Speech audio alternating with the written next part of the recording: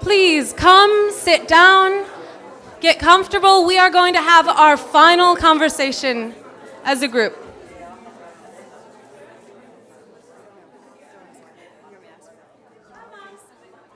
Come on. All right, everybody. Welcome back to our final session. After a roller coaster of workshops, of plenaries, of performances, thank you so much for going through this whole process with us and making this entire thing a reality.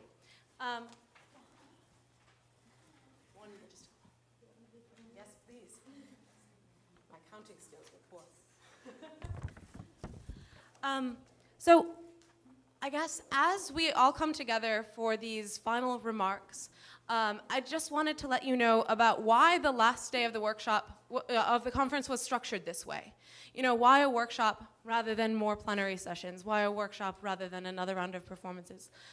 Well, we really hoped that this would be a means by which we could all come together and have a conversation in a safe setting about both some of the analytical issues that have come to the fore in all of our different conversations, as well as some of the personal elements that came up for us in these conversations.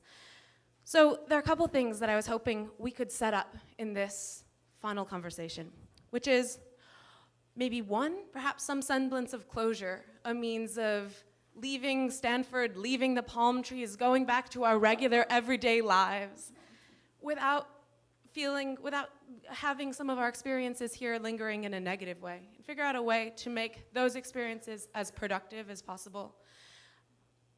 Additionally, on the analytical side, future research. I know I have thought things in the last 3 days that had never occurred to me in other settings.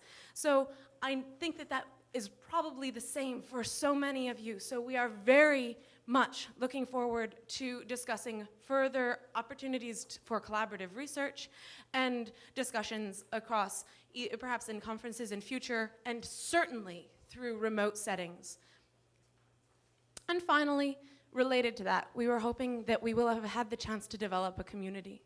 I have gotten to meet some of the most extraordinary people here, and I hope you feel the same.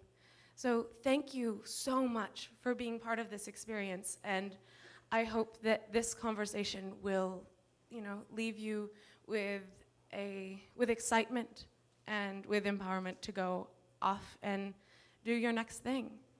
And now Megan has a couple remarks. So, as Mackenzie has just stated, the intention of today and of this time in particular is to create a space for reflection through conversations on the journey we have just been on and the one that we will face once we leave this room. We have had the wonderful opportunity this weekend to explore trauma through stories, science, theories, performances, pedagogies, and so much more. And we've had the opportunity to have an interdisciplinary conversation that has been very rich and very unique. And so we want to acknowledge that that many memories and emotions have surely arisen during this process. New and old, some expected and others a surprise. And while these are an important starting point for the healing process, the next steps don't always come easy, and in fact, they can be quite difficult. Usually they are. So if you have had stuff come up for you during this weekend, or if you do in the future, we encourage you to welcome it into dialogue. We will be sending an email out after the conference with a Google Doc where everyone who wants to can share their contact information, and that will provide a means to continue connecting after this weekend is over. So it is our hope that as you leave here and find the material and the emotion of the past few days present in your mind and in your body, that you remember that you're not alone. You are in fact in part of a larger community, this community, a community born through this conference, and a community that will endure after it has come to a close. So we urge you to use this document to continue collaborating, connecting, both in an academic context and when you feel the need for support and connection. Likewise, we encourage you to seek conversation and steps towards healing through resources and people in your own communities. So before we send you out into the world, we are grateful to have this final opportunity now to come together in a constructive conversation with the goal of bringing closure to our shared experience this weekend. So these panelists, while they look like an formal academic panel, I encourage us all today to think of them more as guides through this conversation. Fantastic. And just so you know, for a couple logistics, we're going to let this conversation go until 4:30, at which point we're going to go back outside and finish up some of our leftovers from lunch. Yes, and we hope to be out of this space by 5:30, not to rush, but we just have to clean up and lock everything up. And also, in terms of questions, we hope this will be a very casual conversation. So we're going to have our panelists talk. I know we all have some questions we'd like to pose to them, but if you'd like to ask a question, please raise your hand, and I'll give you the microphone. And it's important we use the microphone because we are recording it, so we do need to hear your voices loud and clear. So on that note, Mackenzie?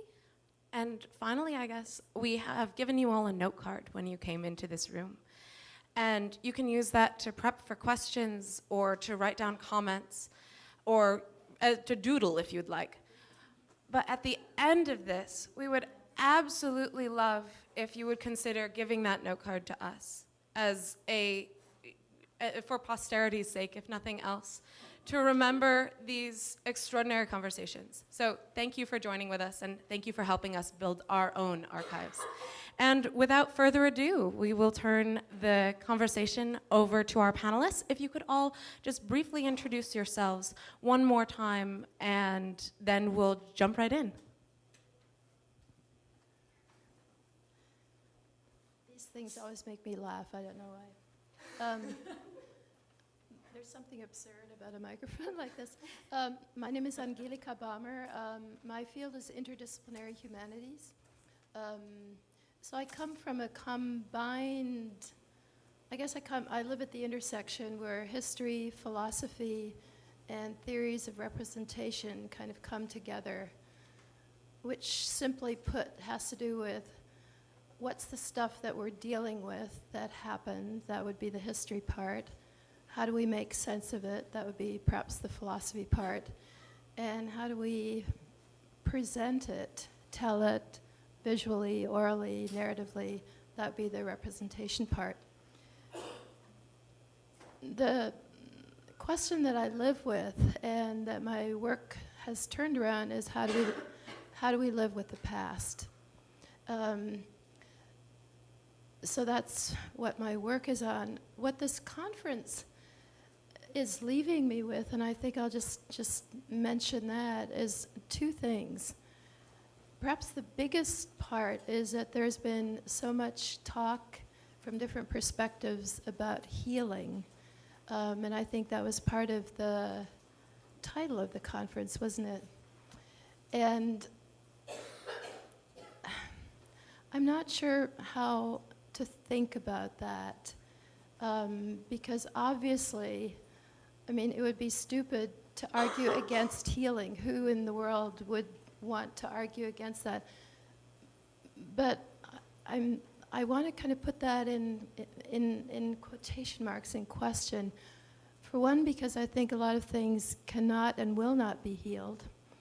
That's kind of self-evident, I think. But maybe even more complicated is my feeling that some things we don't want to heal. And I'm not quite sure how to explain that fully, how to make sense of that. But I just feel this resistance to all the healing talk. So I guess and I don't want to be provocative here, but this is something that I think I'm going to take away, something to think about. Maybe in terms of the theoretical framework that I use a lot and that I briefly evoked in my talk, which is psychoanalytic theory from back in the early 20th century, which I still actually find extremely relevant for the 21st century. One thing I didn't talk about at all and that I find very compelling is that in addition to talking about the work of memory and memory work, which I think is a term that we use a lot, Freud in Mourning and Melancholia, just to give you the reference, talks about the work of melancholia. And he takes that very seriously, and I think a lot of times we think of mourning as the good way of dealing with trauma. Then you're done with it, you've worked through it, you've dealt with it, you've acknowledged it, you can get on with things. And melancholia is kind of the bad part, bad way. The melancholia is you're not willing to face it, you're not wanting to deal with it, you're kind of stuck. And none of us want to be stuck, especially in this American culture where we're always moving forward and always progressing and always getting better and better and better. I'm hesitant about that, and I take very seriously Freud's reminder that melancholia is also a choice, and it's a valid choice, it's an important choice. And then not only does he say that, but he says, it takes work as well, and it takes cognitive work, it takes emotional work, and so I guess I'll just end my brief comments with inserting that into the conversation. So I am Abegunde, and before I say anything else, I really want to say thank you to everyone. A couple of people have asked me how it is that I found out about the conference. I have no idea, none whatsoever. I can't remember, but I do remember that I submitted a proposal, I think, at the very last moment. But I do want to say thank you for creating the space where all of these different voices can come together. I am a postdoc fellow at Indiana University, Bloomington, the flagship campus for Indiana. And I am currently the director of the Graduate Mentoring Center, which means that there was no graduate center before I began on August 18th, and there will be by the time I finish in 2 years. And I'm also a visiting faculty member in the Department of African American and African Diaspora Studies, where I also earned my PhD. My particular area of work and interest is in embodiment and all issues related to trauma. So my biography says that I recover memory from anything that is sentient. The question that I ask is, how do unresolved emotions, particularly those of the ancestors, how do those unresolved emotions, how do they tether the descendants to the past? How do they prevent them from creating new narratives? So my dissertation work and the current work, and probably the work that I'll do for the rest of my life, is in answering that question in ways to also address what Charles Johnson asked, is this a time for a new African American narrative? But what does that mean? So the issue of healing is important because Kidada said this morning that the archive resists this very pretty healing narrative. In my experience as a healing facilitator and as a healer in my community, healing doesn't mean that you get well.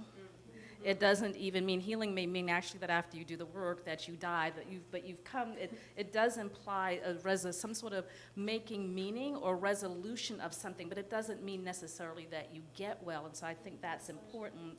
And how it is that we come to closure, but also it's a process. So this conference, while I think there is a lot of talk about trauma and healing in the academy and in other places, this is a beginning process because it's rare to bring people from so many disciplines where there's an open space for those of us who are creative scholars, who are healers, who are community activists, to be in a space where we can actually talk about these things and not only do the theoretical work around it, but to also help people understand what the true praxis is. What does that look for those of us who practice, who bring it into community, and what the kind of ramifications that has not only for implications for academia, right? Your question earlier, right? What does that look like in the academy? But what does it look like, since so much has been talked about here about indigenous ways of being, for those of us who claim those ways, practice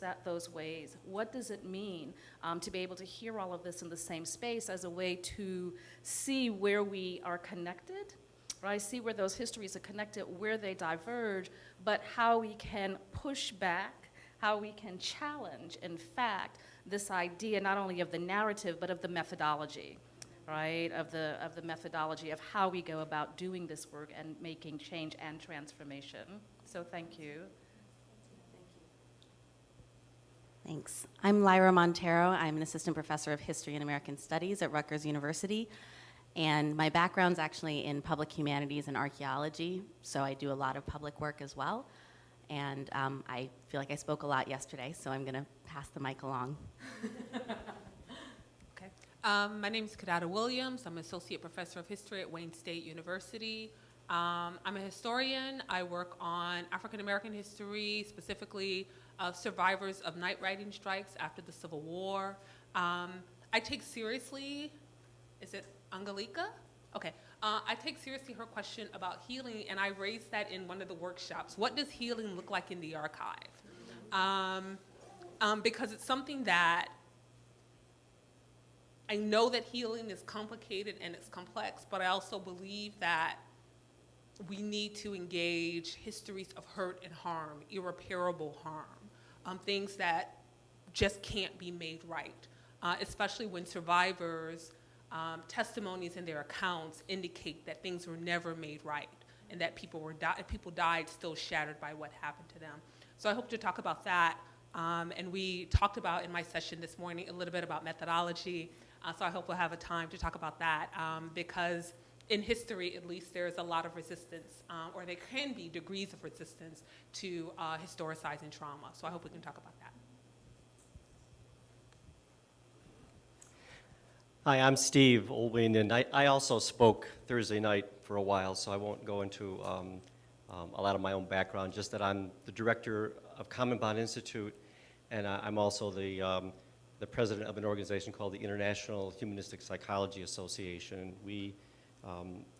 Our main focus of efforts is in conducting conferences, international conferences that are really meant to be global and interdisciplinary and international and multicultural dialogues, addressing really difficult questions, to have difficult dialogues around issues that affect the global community. And we also conduct trauma trainings. We train in a local capacity building program currently in the Middle East. We've done it in the Caucasus and the Balkans and Russia in the past, training locals, particularly people from impacted communities, to become their own healers, their own reparative, skilled providers of healing as part of the individual but also the communal healing. And we also conduct disaster healthcare field clinics for refugees. Primarily as the purpose for those is to model the skills and to supervise the practice of the skills of our trainees rather than sort of trying to be it from the outside coming in and doing the healing. The thing I take away from this and the thing that I really am expected and still expect is that we'll have many more questions than answers at the end of this time, and I really love that. And I think it's a healthy beginning of a dialogue to not be finished, mostly not finished.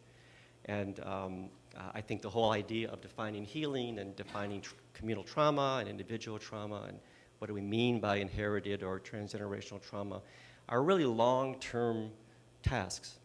And they're not something that we can come together even in a very concerted and condensed and concentrated 3 days and expect to come out with really answers or even some steps in answers. I think we're basically finding that we have many different understandings and perspectives on these ideas. And depending on what meaning we give them and what ideas we attach to them, we might feel we really agree with this person next to us, or we may feel that we really disagree with this person next to us. And I think that's really healthy because it just points to the fact that we are all exploring. We're all involved in this sort of journey of finding out rather than imparting our wisdom and our answers. It's a really important stance, I think, to be in and to be, not to discount our skills and experience, but to remain humble to the questions and to really take that serious enough as a very long-term thing that we probably are not going to finish, my feeling is, in our lifetime, to really say we're done with this. The best thing I think we can do is, in a caring, in a sensitive, and a compassionate way, is to start the process and encourage everyone to step into the process and to be heard and to have their experience and their perspectives honored and valued, and to brainstorm, to have some facilitated guide brainstorming and heartstorming among all of us. And we had some discussions about the idea of what is forgiveness, compared to resolution, and compared to just reaching a point where someone can feel like this does no longer dominate my life. It doesn't, it doesn't require that I act in a certain way that I don't want to act, or that creates turmoil and conflicts and dysfunctional issues in my own life. I have an awareness of this, so I can act in a way that doesn't follow a path that I don't want it to follow, but I still feel, as you're saying, there are some areas that we may not feel unhealed or unfinished with, but as conscious human beings, we can decide whether it affects how we treat another human being, and whether it reflects our inner sense of goodness and caring and compassion, or whether it reflects something else that's somewhere below our conscious level. So I'm hoping, as we talk, that we can keep that sort of unknown going and feel comfortable with it. I mentioned on Thursday that I hope we can feel uncomfortable together here over the course of the 3 days, because then it tells me we're really doing something valid and genuine. But at the same time, it's sort of a paradox and contradiction, but to sort of feel comfortable with being uncomfortable with things. And it's in that stance that we can really be open to learning, to be in a learning community, and to understanding and to sharing and to helping each other see our individual blind spots and sensitivities, and to help each other form more of a global communal wisdom that brings in, all eyes and all ears and all perspectives and all experiences. Thank you so much. I think that's a great introduction, and I think we have several avenues to pursue. When I offered to hold the microphone, it was not a selfish reason, but I'm going to look like I'm selfish because I want to ask the first question.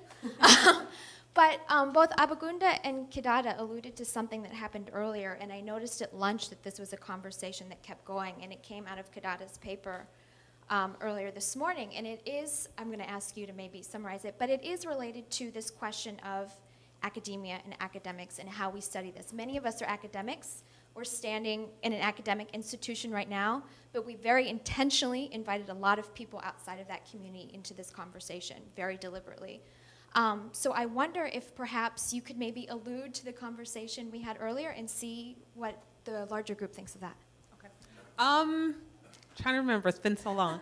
I think one of the things that came up in my session this morning was the fact that in my field, historians are uncomfortable with trauma, or at least the historians I've encountered are uncomfortable with trauma, especially because we're dependent on the archive, on the text, and what can you prove, and how do you know that that's what happened?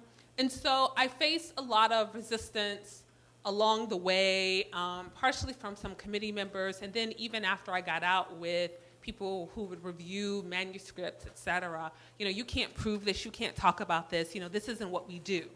And then I was talking to a mentor in the field, and basically she said, stop reading and talking to American historians about this. They don't know what they're doing. She said, you've got to read these, she's like, you've got to read the work of anthropologists, psychologists, and sociologists who are working in places outside of the United States. And as it turns out, a lot of them are working, some of them are working with living survivors. So they have a sense of how people live with traumatic events and how they work through them. And so she suggested that I read texts like Linda Green's Fear is a Way of Life, and texts by Veena Das and others. And for me, I stand on their shoulders now. Because I can see their work allows me to see things in the archive, in my archive, that I hadn't seen before, and that the people who are working on the same archival materials have not seen. And so I continue to sort of do that, and sometimes I get pushback, but I feel like I'm getting less pushback now. I don't know whether or not the field has changed, or whether or not I've changed my perspective. Like, I've stopped asking for permission to do the work that I want to do. I accept that some people are uncomfortable with it and they reject it, and I say, okay, you're not my people, I will go find my people somewhere else. But it took a while for me to sort of develop that confidence, because I think that I wouldn't have come to child victims of night writing without reading the scholarship by people who study child victims of war and conflict in other places. I wouldn't have been able to look at things like disabled victims of night riding. As I mentioned this morning, people with disabilities, they cannot run when the men come,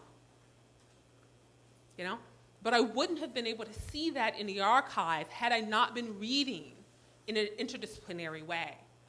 Because psychologists deal with this, anthropologists deal with this, sociologists deal with this, especially if they're dealing with conflict like the dirty wars, like the partition, the Rwandan genocide, if they're dealing with the Holocaust.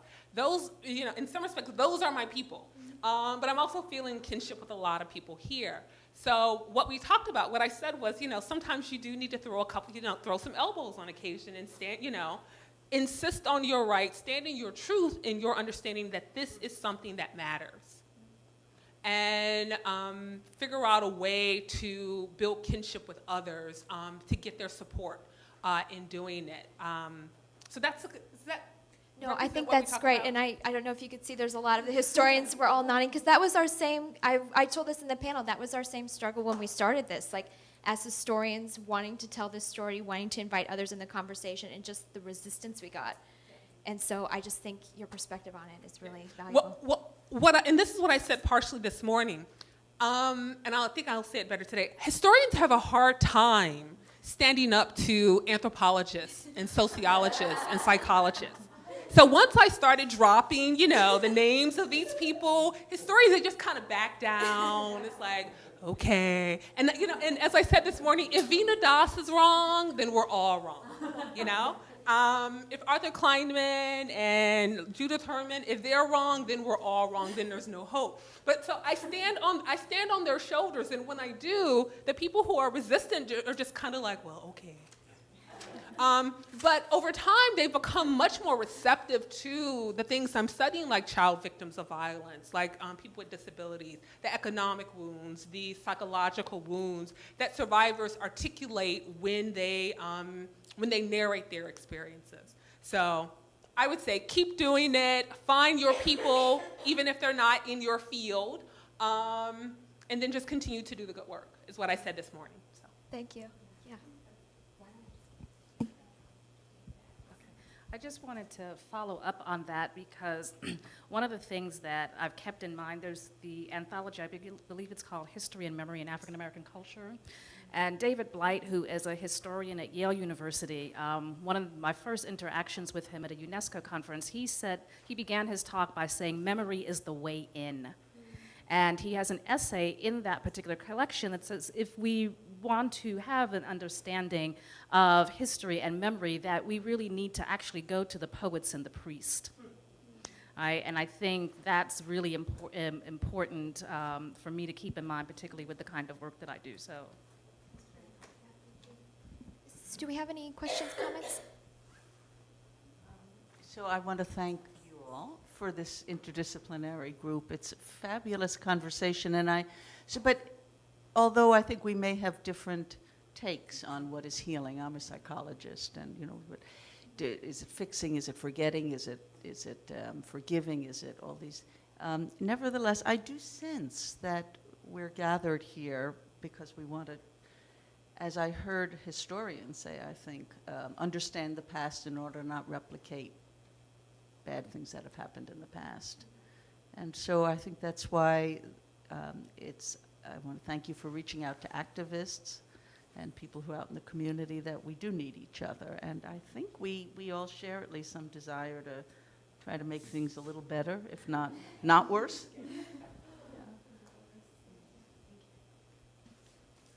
Any other? Oh, Joyce. Well, this is actually, a lot of us have spoken as ourselves, for others, with others here. I would actually, I don't know if this is the moment, but all of you who spent presumably months, because I know what it takes to organize something like this, months thinking about it, planning it, curating it, if I can use that word for something like this. I would love to, at some point, be able to hear you rather than just invite us to all the wonderful things, but just hear from you what you are taking from this and what you have, whether this, in the reality of it, now that it's happened, in any way matches what you envisioned, if something entirely new came out of it.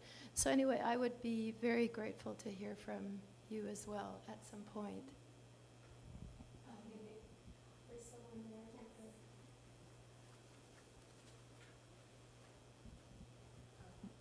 So this issue of healing has turned out to be a really important question for me, partly because I have a self-definition as a healer, although I'm a midwife. I've been 15 years an associate professor, not in midwifery.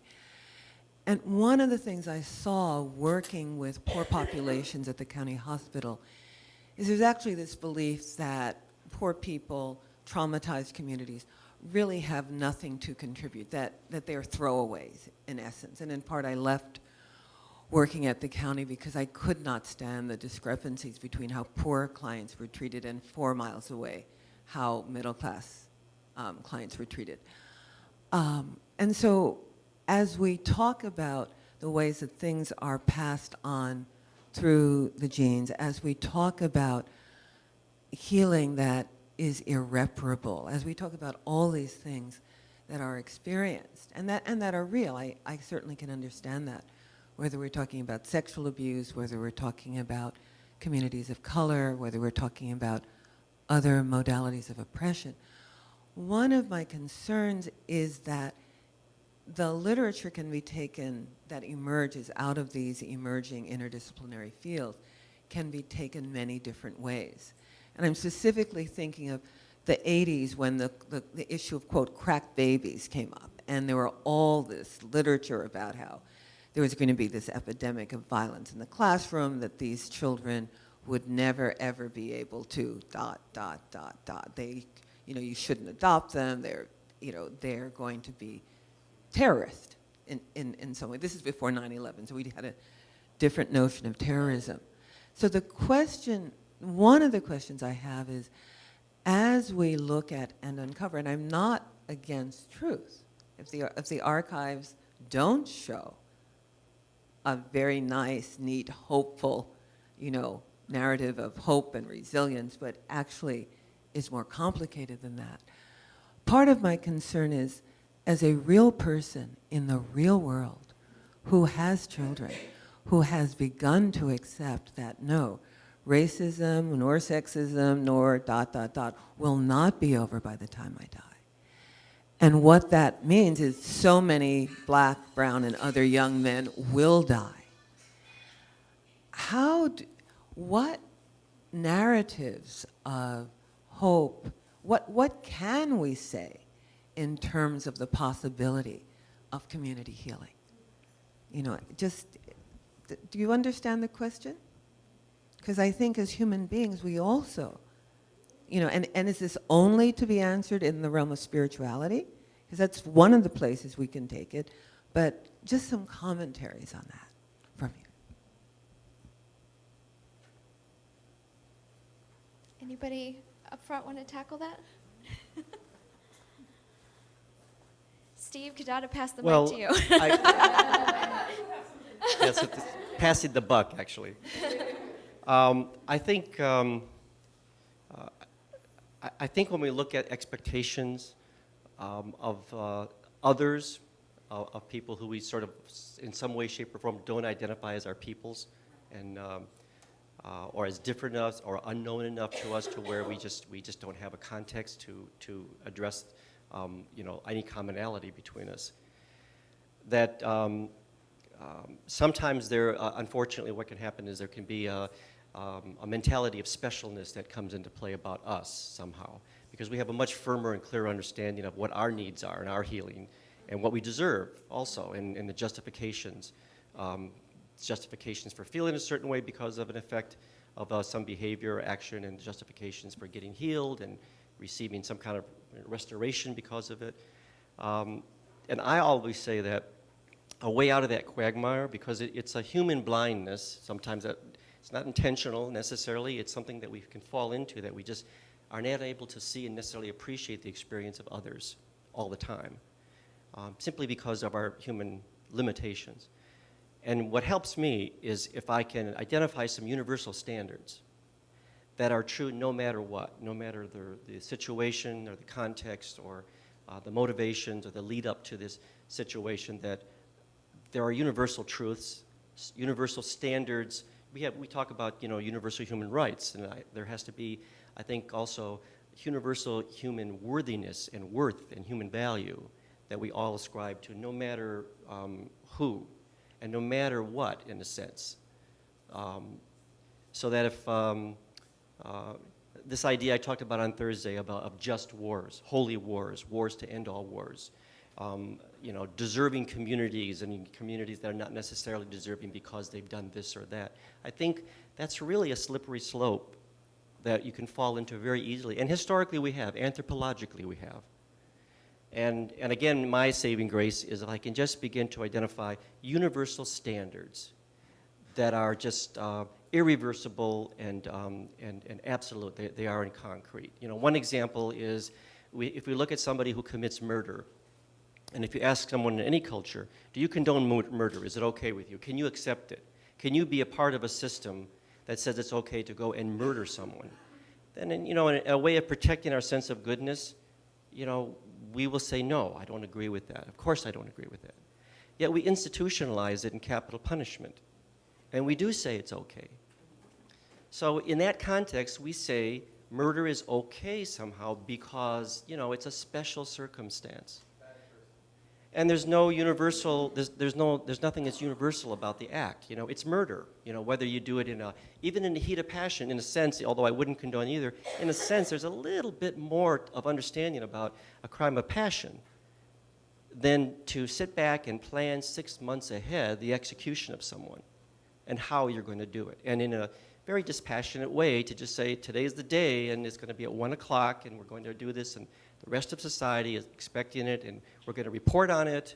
We're going to have, sort of bio-documentaries on the person who's being executed. It's a very methodical and cold way to do it. And so I think, having those universal standards helps us see those kinds of discrepancies and inequities that sometimes we can't see when we're on the benefit end of it rather than the receiving end of that inequity.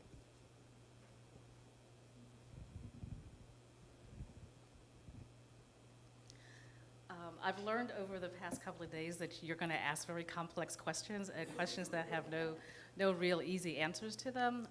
This is a question that I know I grapple with because of the populations that I sometimes work with, and the ideas of hope and healing in communities or with individuals where suffering and wounding has been consistent for decades or centuries is a very difficult conversation to have. And so I'll tell you all, in September 2009, Darian Albert was beaten to death in Chicago, on the south side of Chicago.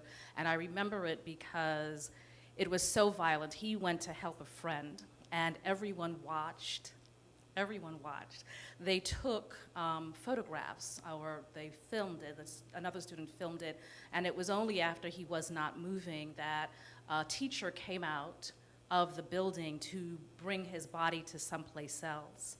And the response in the community was an artistic response. So a response spiritually is not the only way, because I think sometimes what I've found is that when you are working in communities or with individuals who are in a process of dealing with the day-to-day, that to say that it will be okay or have faith, or that goes nowhere. It goes nowhere at all, because in the moment it makes no sense.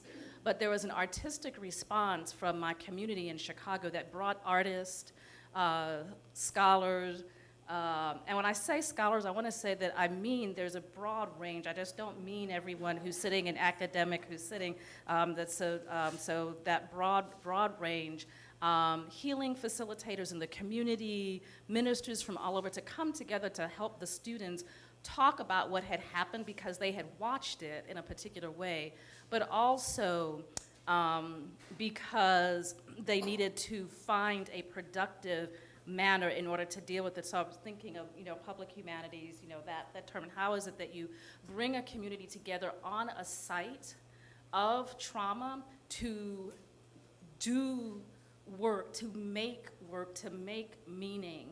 So they are actually able to not only deal with what has happened at this moment, because people have to be able to have the space to work through it, right? To do the work through it, to speak what is happening to them and what they are feeling. So when we talk about racial justice or social justice and why the body is important, the body is important, because for those of us where our skin color, our sexuality, our identity, where it's been marked on us, it's embedded in us, on us, inscribed on us, every time this is wounded, we encounter history or history encounters us, right? So part of helping, perhaps with the hope, is to be able to have people come to the sites to do the work and very slowly help them to speak about what has happened, but also to see those connections, right? So this idea of the history and knowing history in my classroom is really, really important, because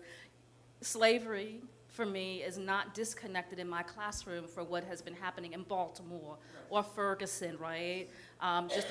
Helping even students understand those connections. And us not assuming that we in fact know what that process is going to be. So the work of coming to a site, and if you need to stand still and silent for 25 minutes, you stand still and silent for 25 minutes, because maybe that's the work that needs to be done there. But it's very complex, because it's no easy thing. You can't tell someone really in that process, well, look at your history. You've got a marvelous history. Well, not today. Oh, well, go and pray. Well, not today. It's not working. I've been praying for about 500 years. Nothing is changing. All right? And so it's, again, that movement allowing a space for people to speak, and having them decide what at that moment is the new narrative. What does it mean to have hope for themselves?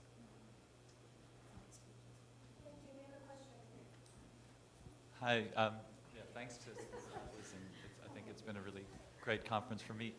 But one thing that keeps on coming up for me, and it came up before the conference started, is wondering what history can say about the future, a history of the future or something like that, and the trauma that seems to have begun and is looming, I think. And it's a trauma in which everyone is a kind of a perpetrator and a victim of it, which is the ecological catastrophe. And it sometimes I feel that in when we keep trauma in the realm of the human, in the realm of the violence that we inflict on each other and the violence that we suffer from each other, that we can kind of miss this kind of looming, nightmarish catastrophe that feels like it's potentially overcoming us. And I'm wondering what history and intersubjective perpetrations of trauma can say to this kind of ecological moment that we seem to be in, and that we seem to be that will have to be ever more kind of present, concerning. Does this work of repairing injury and healing with regards to the injuries we do to each other have anything to do with the injuries that we're doing to the environment, and that will affect us all in the long run? Those injuries are injuries to future generations with their actions right now and the actions of history. Yeah, and I'd like to ask that not only in a kind of, this isn't really my language, but in a kind of speciest way, but really the violence that we're doing to birds. I mean, in a simple way. Just what kind of, is there an ethics that's produced from this kind of conversation that can go beyond the human? Or is there a kind of limit to this kind of work in which that can't really be addressed? And that's a question for me. Thank you. Well, I've got the microphone, but I don't want to speak to this. I was thinking that maybe your question would be a good one to open up to everyone. I mean, we're just, five people. There are a whole bunch of people in the room. I think that's a really, really big question. So I'm going to hand it over. I can talk forever on this. I've been studying climate change for about 25 years. I'm a civil engineer, and I walk into work the Santa Clara Valley Water District, providing water for Silicon Valley. I was in planning for a number of years, and I got so disillusioned about 7 years ago, I just stepped away. And I was working with a lot of the Silicon Valley companies also.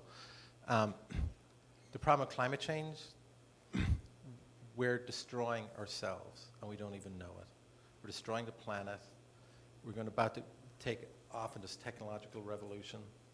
It's going to change everything really rapidly. There's a number of people, a huge number of people are going to be unemployed. You hear about there's like, you're a coder in the future or you're nothing. Well, there'll be the folks that'll have the wealth, because all the wealth is going in one direction. And then there's the security class. And then what happens after that to everyone else? So when we look at what's happening, you know, capitalism is a major problem, and how the economy is structured.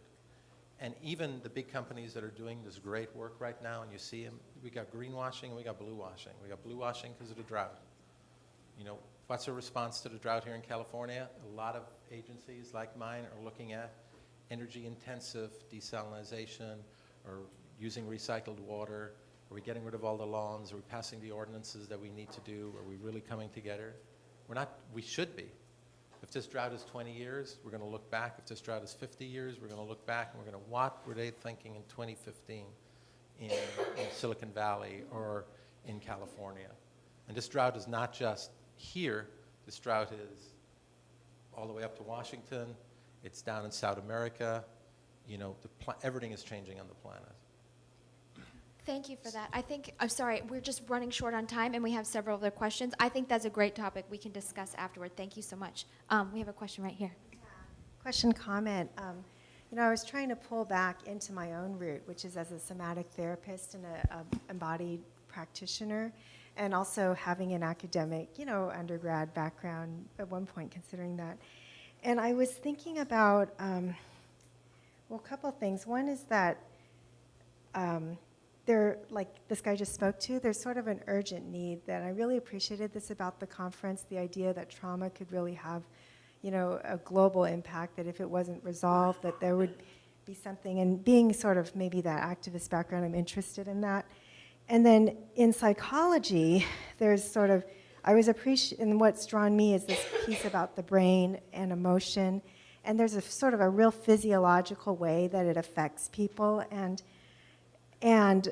at the same time, like, it's funny for me because trying to work as a therapist who works with social justice or something, trauma can sometimes be well, there's two things. One is it can be like too closed of a word when it just focuses on the physiology. So I've actually been interested in what sciences like anthropology, talking about different ways people look at trauma, can contribute, or cultural context. It becomes really important to bring that into communities and people, so that they cannot feel so individualized in what they're experiencing. And for me, like, academics has meant the subjective richness. But what's interesting listening to you talk, like, about, say, the night writing, I didn't hear the whole talk, but it was almost like by going somewhere else, you could find more of that subjective richness to actually convey in history. So like that type of work that represents history or academics in a way that can hold that and then be meaningful for communities is important. And I guess, so I guess I wanted to say that. And then the other thing I wanted to say was that there's something about the quality of the narrative that interests me. Like when people talk about trauma, when there's been like a resolution that I've experienced thematically with a client or in a group, there's a different way that somebody can share their experience. Like, I feel like my own anxiety right now, you know, as I'm speaking, and there's a sort of and I think that comes out when I read books, you know, like history books, academics. There's certain ones I read and it's like, and there's other ones that like somehow even repair me. So I was just wondering how being in these processes can contribute to a different way that like information is conveyed. And then I guess the other thing I wanted to ask about and think about how people are talking about is power. It's because I think like earlier this guy said the intersubjective perspective on trauma, and that was sort of like there was a talk I went to where somebody said that the domestic violence woman contributes to the abuse, and sort of like this idea where sort of both on the two sides. Well, because she eggs the guy on, and then the guy, you know, that the both sides are happening. I might be just look, but you know, they're trying to talk about victims and perpetrators, but there's also like real power things, and something that's been underlying this whole talk is, for example, race in America, and how that is in a present way sort of a collective trauma that is affecting everything else, and how to, you know, like ongoing. I don't even know how to ask about this. I'm just asking a little bit about power. Well, those are such rich remarks. So it is.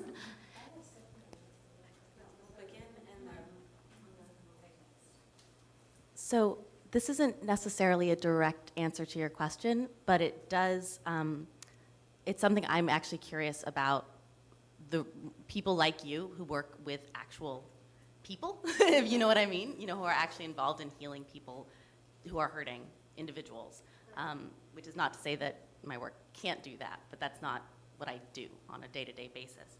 And how much role, if any, you found compassion and non-judgment to be able to play within thinking about healing from trauma, because it's something that I've been applying a lot to my study of history and my study of the past, and thinking about what happens when we take away good and bad. You know, what happens when we take, and also what happens when we take away the power of other people to control us, in the sense of we can always have compassion for ourselves, you know, and self-compassion in particular, but also compassion for people who've hurt us, you know. To me, as living as a woman of color in this world with the power dynamics that you're referring to, that has been so completely essential and life-saving. And so I wonder, I'm interested in practitioners, if that's something that you find helpful or not. Well, Angelika, would you like to respond? Yeah. Well, I may take it in a slightly different direction, but I'm going to try to connect it. And I have a general comment, but I'm going to start just with something very personal. I never in my life had thought of myself, it didn't occur to me to think of myself as a white person until I came to America. And I remember when I had to check those boxes, for years I would check other, and I'd fill in European. I was born in Germany. I lived there until I was 20, and I left when I was 20. I was not Jewish. That defined someone I was. I was also not French and not Spanish. That defined how I would function when I crossed the border. But whiteness became an issue, an identifying category that was applied to me, and that I learned eventually to figure out what that meant for me when I came to America. So that's just one small comment about the power dynamics and how all these things work. Another tiny little anecdote, when I was at the University of Wisconsin, where I got my PhD, I remember once it was when Women's Studies was starting, we had a Women's Studies Research Institute, and we all thought of ourselves as we're the vanguard of change, and we're all women.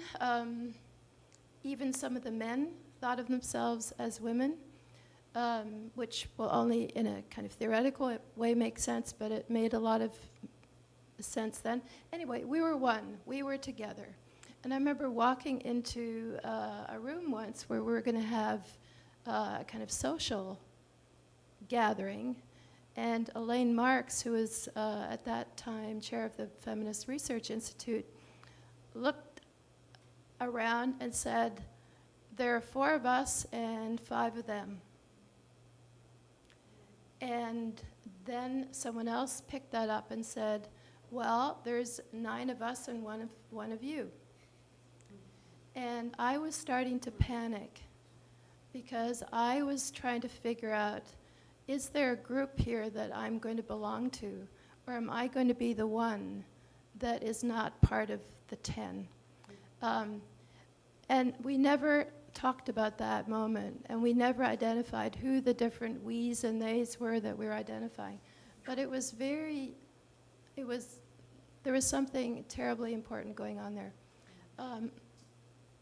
The one other comment that I want to make actually it goes back to something that Steve, you were talking about with the universal. Much as I feel theoretically compelled by that universal humanness, I don't know how to act on that in practice. I just find that really difficult. I mean, I find, yeah, it's totally compelling. We're all human. We're all,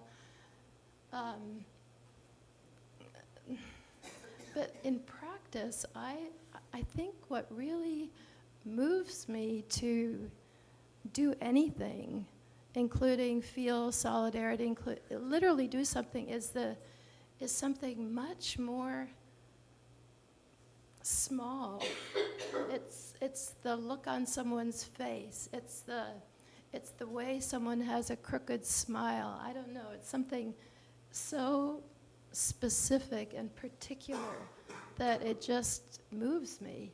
And that's, for me, something I find more, I've always considered that kind of a failing, that I can't seem to function on this grand human level, but that's just an observation. Maybe I can just comment a little bit, clarify a little more. When I talk about universal standards, I don't mean an academic or a theoretical construct, or even like a sentence, in a sense, that defines a particular universal standard. What I mean is really at the micro level. What can we agree on? And that's what I mean by universal, at the atomic level, in a sense. And what gets us there is the compassion. I mean, there are many of our qualities and our tools and beneficial aspects of being a human being that can get us from A to B, that can help us resolve many things within ourselves and between ourselves and understand things. But I think that the essence that really counts in the long run the most and gets us through in our relationships is compassion. And that is on the micro level.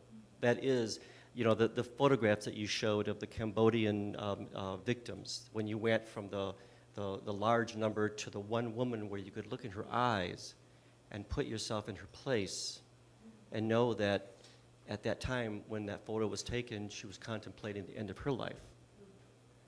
That's very compelling because it's at that very basic, micro, intimate level. And at that level, can we have a conversation of what we think is humane?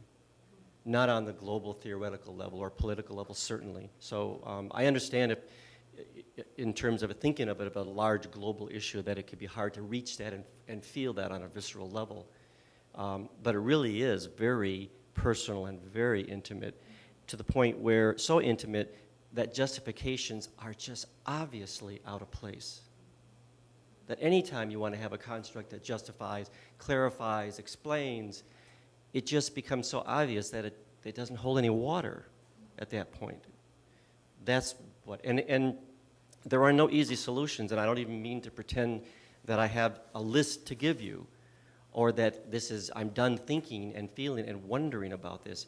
I just identify that as a very important path that we have to take, and to do it together is very, very important because of our blind spots and because of our sensitivities, and the idea that, coming into one culture where the whole issue of otherness and race and differences and how to identify myself compared and contrasted to you could be a new experience, or at least a different one. That means that we all don't have the one picture. We really have a personal, cultural, social, family, gender view, and only one aspect of that, and we really need everybody involved in helping us see the whole picture.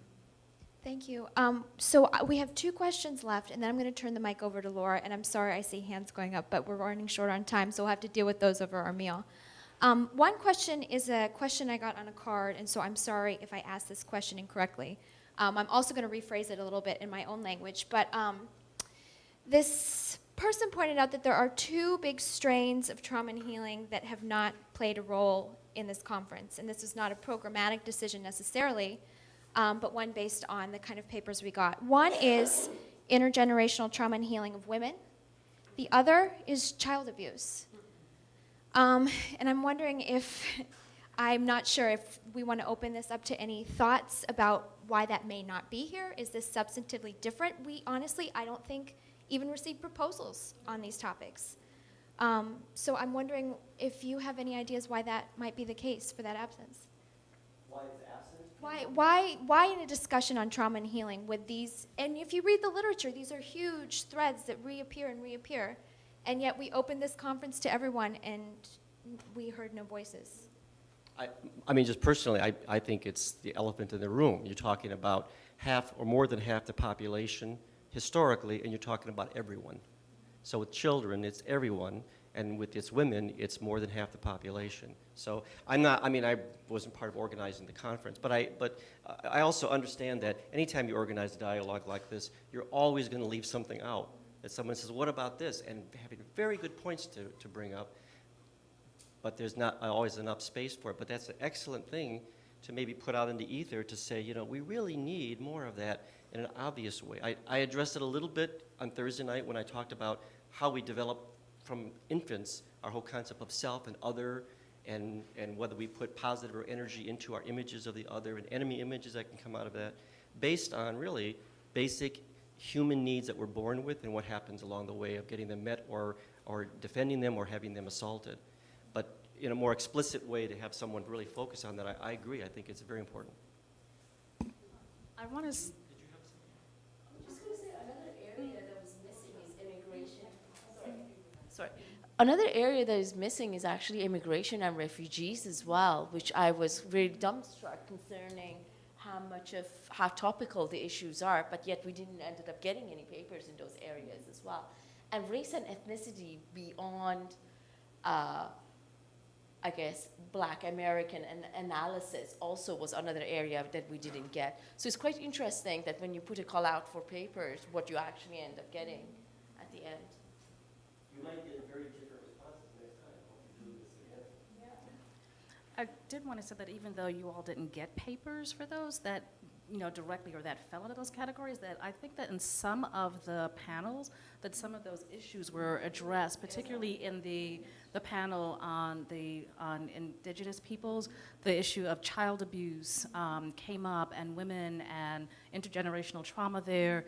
So it was talked about in different ways, very directly as part of, so even if the proposals didn't say it, it was definitely part of that conversation, and looking at migration and refugees in different ways. Stephanie's paper, Amy Lone Tree's paper, a few other things, even your paper in terms of looking at the night riding and just, right, you know, so I think it's, again, I think going back, I don't know if the gentleman is still there, how it is that we define trauma and really having a better understanding of how other people define what is trauma, right? Because not necessarily everything that happens to people in groups they define as trauma, particularly if they're looking at it from a Western perspective. And so the indigenous and other cultural perspectives has been very, very important here in terms of understanding that particular history. I just want to add to that, and I'll speak up. On the one hand, I like and I appreciate the trauma and healing sort of like dimension of the conference, but I wonder whether or not people were self-selecting in terms of, well, I don't see myself as someone who deals with trauma even though I work on child abuse, you know?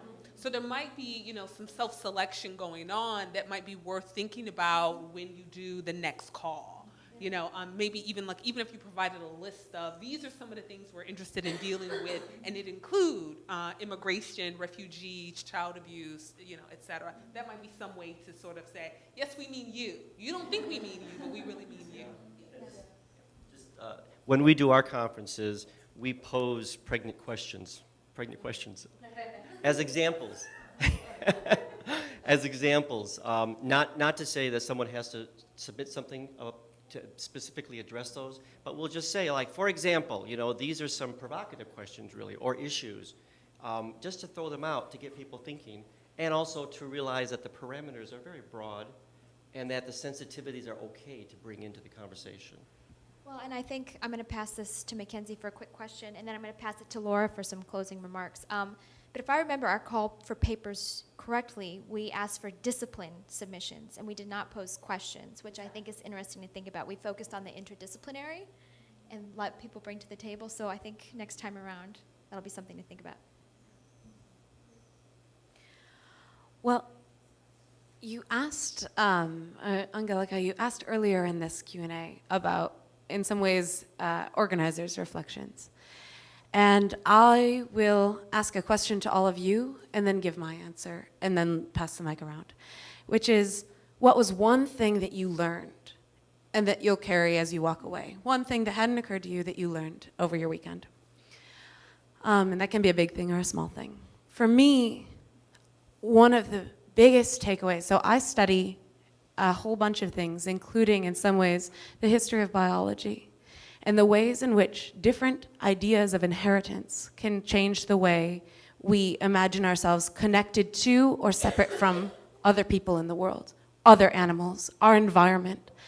And what I learned from Dr. Skinner's talk about the ways in which, to return to your comment, this particular moment in history necessitates an understanding of radical openness, that we are, in some ways, bodies living in a world of toxins, both good and bad, that can influence us in profound ways, impacting our behavior, our choices, and also our bodies without the mitigation of the choices that we might make. And the fact that new models for understanding biological connections, the way inheritance is understood and is transferred in us and in animals, right? We can think about the mice that are so central to those trials.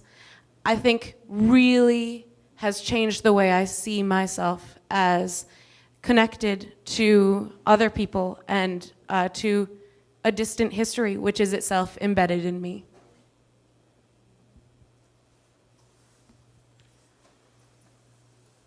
I think if there's one thing I'm going to take away is the importance of listening. We've talked a lot about narrative. We've talked a lot about stories. We haven't used the terms witnessing and testimony as much. But if I put all those together, narrative, story, witnessing, testimony, none of those do anything if they're not heard. And so listening is something we academics really need to practice. I am taking away with me Stephanie Gilbert because one of the things in just talking to Stephanie is understanding that in order to do this work, when we talk about the global and the impact, going back to what Moshe said, we do limit ourselves, and when you listen to, for me, listening to Stephanie, understanding the Aboriginal experience will impact the work that I do on slavery and memory and healing and understanding how these two parts of the world really connect, because they're not disconnected, and the history of the transatlantic slave trade for Africans is not unconnected to that of Aborigines and other indigenous people, particularly in Australia and other parts of the world. So I want to thank you very much. Thank you.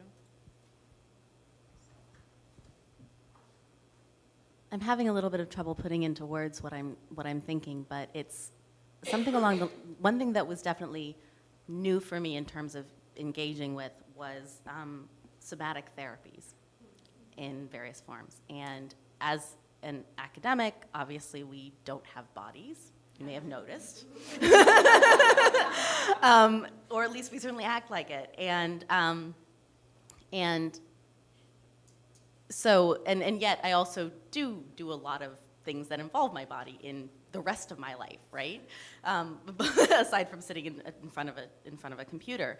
But actually getting a chance to hear from practitioners and see some of that in action was really, really powerful for me, and also really kind of drove home to me the extent to which all of our bodies are just so colonized in these really insidious ways that make it very difficult for us to move together and to actually access some of that.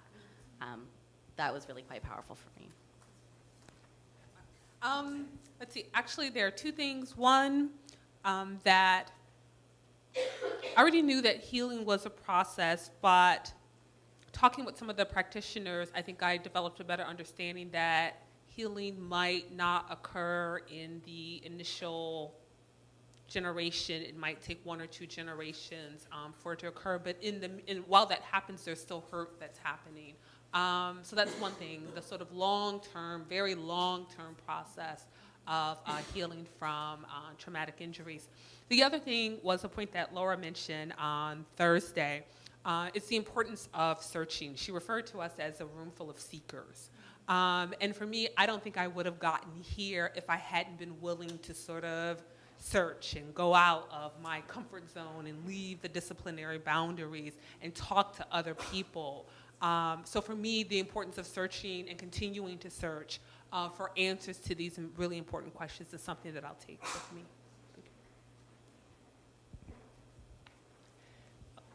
For me, I am very fortunate in finding a lot of opportunities where I have affirmations.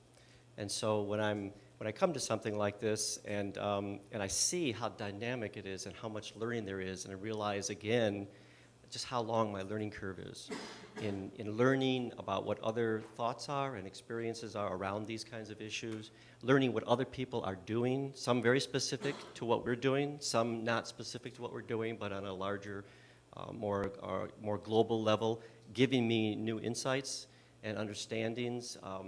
It's a very rich experience, and we do conferences all the time. So I don't have as much of an opportunity to be a junkie of other people's conferences. But these kind of conferences are, for me, are very addictive because of the wealth of perspectives and understandings and rich sharing that happens. So that's what I'm taking away from this, is the fact that I really had a wonderful experience here. One wish I have is that all of us here could have started the process and went through the process and ended the process together, so that there's a chance for a building of wisdom and knowledge over the course of the 3 days. That's what I missed. I guess that's the part that I missed, is that I wish I had more of that, and to learn more about what others are doing and have them learn more about what I'm doing, so that we may find opportunities not just for sharing knowledge, which is very important, and affirming and supporting each other's journeys, but possibilities for cooperation and collaboration, connecting and networking, which is very, very important. And that's how we're going to do this. I mentioned in my talk that a go-it-alone approach really is an old school approach. It's really an old, outdated, ineffective model in many ways, including dealing with the environment and otherizing, just otherizing the physical environment and other sentient beings is a real issue in terms of what we do as human beings. So my takeaway is it's not really new. It's just like, again, the affirmation that sort of gives me my injection again as I leave here. And then the fact that learning, there was so much richness, so many, already very long-term work and thinking and studying and research and products that have been coming out and that are there in the world for me to learn about and connect with. And I'm hoping there will be some way of people to stay connected and to find each other again and to learn more about what each of us is doing. Well, you've all gotten a million emails from me. I will continue emailing you, so don't worry about not staying connected. But I think we're going to turn to Laura now for some closing remarks. Thank you. And if no one minds, I'm just going to stay seated because this has been an amazing but somewhat draining and exhausting 3 days, and I'm actually too tired to stand up, so I will stay here. But I want to speak first from a position of gratitude and humility. I am one of the luckiest people in my world. I'm sitting in one of the most privileged places in this world. And I'm actually grateful, immensely grateful for everything that comes my way. But being in that position, being in that place also has its ways of occluding and hiding and preventing certain kinds of knowledge. And it was really for that reason that we wanted to have this conference be opened beyond the walls of academia. And I feel like part of that also is it turns out there's a space in between academia and the wild world out there. And that space is all of these scholars who aren't just academics, but there's a sort of scholarly disposition. And I know that we've wandered down pathways of talking of collective memory and collective unconscious, and we've also talked a little bit about archetypes, and maybe that's one of our archetypes. Maybe the scholar is one of our secret archetypes in our society. And for me, I think this whole conference has been about me learning as much as possible from spaces that aren't just academic. But I do have going forward a very strong scholarly desire to think collaboratively about research, about questions, and about products, about things that we can say, that we can share, that we feel clear on. And there are many things we don't feel clear on. I think that the productivity of our confusions and ambiguities is actually great, and I think that it's really important that we always bring them up and don't let go of them in that sense. But I also, from the position of being a scholar and wanting to offer whatever I can to the world, and I do want to move forward in that sense, thinking clearly about what we do sort of collectively agree on and have to offer. And so that's one of the ways that I'll be reaching out to everyone here as we move forward, thinking about the products that we might put together or the work that we might collaborate on in the future. And I wanted to say a word or two about healing, because it is entirely, I think, from the beginning, my fault that this conference was a conference on healing rather than just on trauma. And it's actually, part of that's simply selfish. It's simply a desire not to have to wander through the valley of the shadow of death without someone near me who is going to help me find my way back out again. I think it's actually important. So from a personal perspective, I just need to have some healing in the conversation. But it's more than that. It's also how we structure our existence is very much through imagination, both personally and collectively. And that's why narrative is so important. And the stories we tell ourselves really matter. And I spent years telling myself, as I'm sure we all did when we were teenagers and struggling, that I was not smart enough or not pretty enough or not strong enough or whatever it might be. And then eventually I decided just to tell myself the opposite. And I was actually suggested, this was good advice given to me when I was a young person, was simply to tell myself that I was strong enough and smart enough and beautiful enough. And in fact, that everyone is, that there's something miraculous about being human and that we can all connect to that. So in that sense, I think that the stories we tell are crucially important, and that sometimes it's worth lying to tell a story that makes us feel a little better. But as a historian, I'm deeply committed to the truth, and I cannot turn away. I cannot turn away from the truth. So that's why I said we need all the artists and the poets that we can get, because I don't think the historians can write those stories for us. So I want to end on that point with, again, my gratitude to all of you and my reiterance that you're going to get emails. And there will be a point at which those emails are going to be an opt-in. You're going to have to say, yes, go ahead and keep sending me emails, because it is not my purpose in life to spam each and every one of you wonderful people. So don't let me do that. And on that point, I'm going to actually hand it back over to Lindsay for a few logistical points. Yes, I just want to reiterate everything Laura said. I think gratitude is an emotion we all feel. I think humility, that you all came so far to spend this time with us. And I know it's been long days and it's been difficult. And we just feel really honored.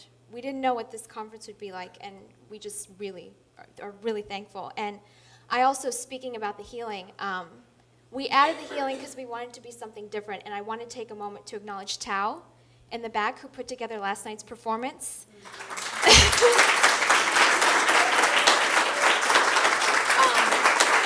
Yes. For those of you who had the good fortune to attend, I think it was really powerful, and I think that was such an important voice to bring into an academic setting, and she just did a marvelous job. It was so wonderful, and we actually have one of our performers here. But I also have a few logistic details, so I'm going to end on a boring note. For those of you who... Oh.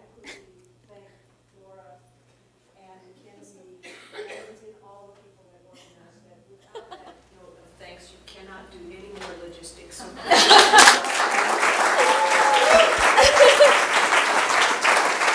Thank you.